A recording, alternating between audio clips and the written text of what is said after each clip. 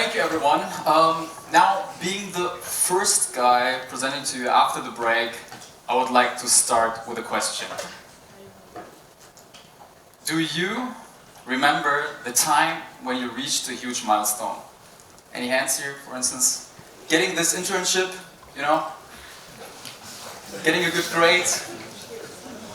Where you expected fireworks, where you expected to feel different? I did. Many times, but most of the times, a couple minutes after that, I somehow felt exactly like in the time before. So, I realized something. My happiest moments, and I'm talking about sustainable happiness, actually didn't come when I got the awards or reached huge milestones.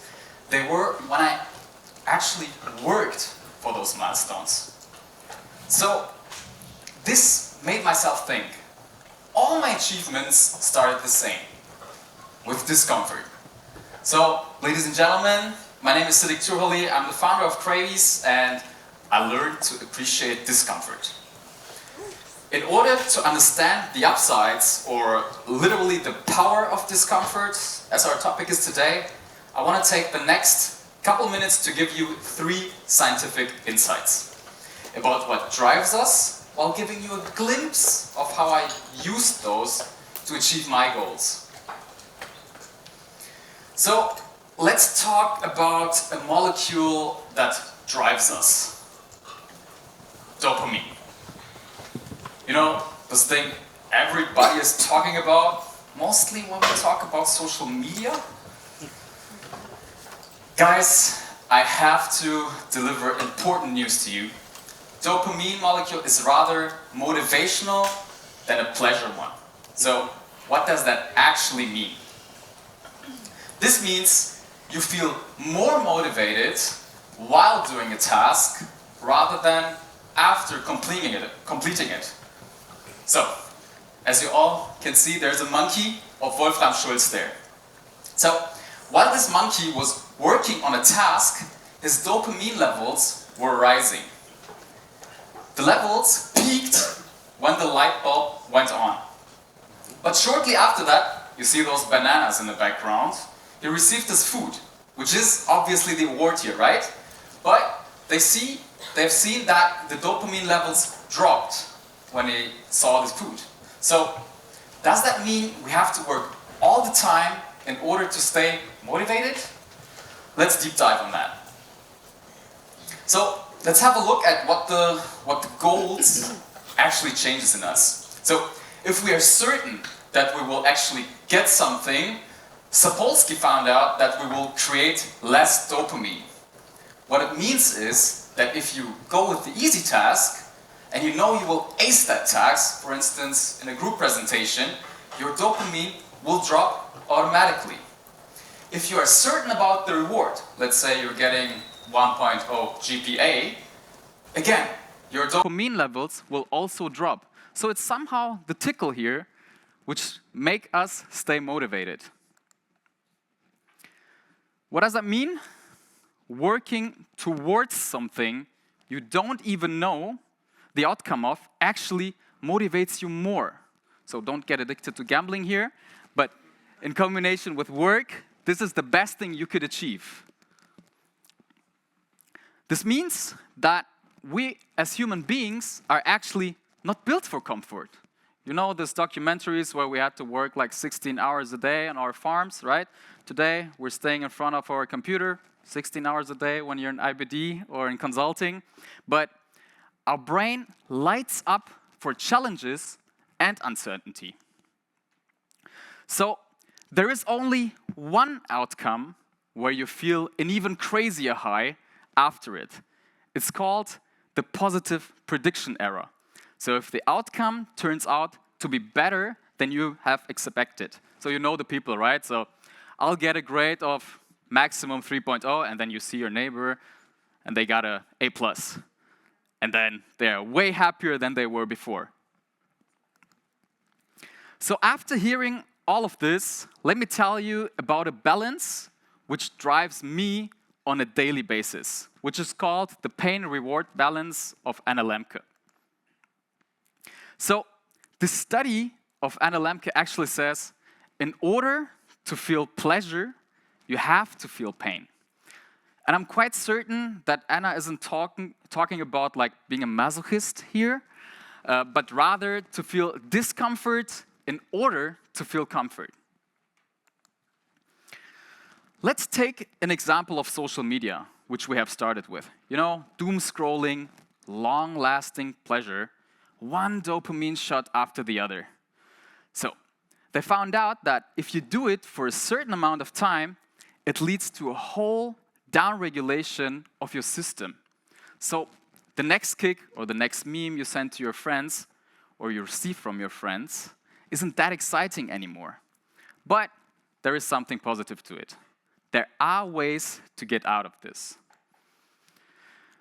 For instance, it's not hormosis, which we have heard before, it's the principle of hormesis. So it says that you need a little stressor in life, or even on a daily basis, in order to feel better after that. Let's have a look at something. It actually should be me, but I had longer hair at that time. Many self-proclaimed alpha males, I mean, you know, you've heard of Andrew Tate, etc., right? Can't stop talking about it, right? A cold plunge. So, I have to break news to you. There is no real science behind it proving long-term benefits yet. But if we consider the pain-reward balance, which we have heard before, we understand the phenomenon a little bit better. It shoots up your dopamine levels. So, I would say it's no wonder people think they can conquer the world after going out of the plunge, right? You know, these memes when I say, okay, we can get everything we want, you just have to work harder. Mostly after a cold plunge. So, I kind of had those learnings from childhood, right? Coming to Germany, as you guys said, as a refugee around 20 years ago, I didn't know anything. Every speaking attempt of German, so there might be some international guys here, was a roller coaster of emotions for me. This experience showed me that I can actually achieve anything. If I can learn German, I can achieve anything, right? If I want to put myself out there and get uncomfy. So what did that lead to? For instance, I played basketball in the Youth Super League, which is called Bundesliga here in Germany. I was looking up at everyone. With my 5'10", literally looking up at everyone there. Or the next example, the black belt in Taekwondo. So I was actually scared of fights, but this was before getting a knockout from a kick on my head, right? After that, 3 years later, I received the black belt as one of the youngest guys in Germany achieving this. So what I want to tell you is, your brain isn't actually broken. Your motivation, if you even feel down sometimes, isn't gone. On a scientific basis, it's just waiting on the other side of something uncomfortable. So, we all have imposter syndrome, right? And sometimes we feel like we shouldn't even start. But let me tell you how it actually pays off. So, in the last couple of years, I co-authored in a book. I invested 8-digit numbers into 25 companies as a lead. I became one of the best-rated lecturers in university, received some of those typical 30 under 30 awards, and even fulfilled my dream of having an own foundation. With empathy, financially supporting the kids and bringing them to the next level, which you could see there. So after that, it seems like I have ADHD, right? I've done a couple of things. I created my own snack brand with nuts and seeds, which is called Cravies, where we have been listed in more than 5,500 stores just 1 year after going live. So all of those explanations are not because I want to flex on you guys and probably have partly ADHD, but it is to hammer into your heads that if a refugee without any language and network receiving food stamps from the government for years, and living in hotspots such as Dortmund Nordstadt, trust me, you can achieve those things too. So it was actually never the comfort bringing me there. I suffered, cried, and even questioned my whole existence during it. So with the last thing, I would like to end my speech by asking you for one thing starting tomorrow.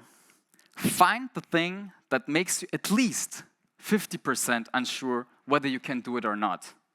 Find the fight that really scares you, because the magic isn't actually in the trophy, it is in the trouble. Thank you so much.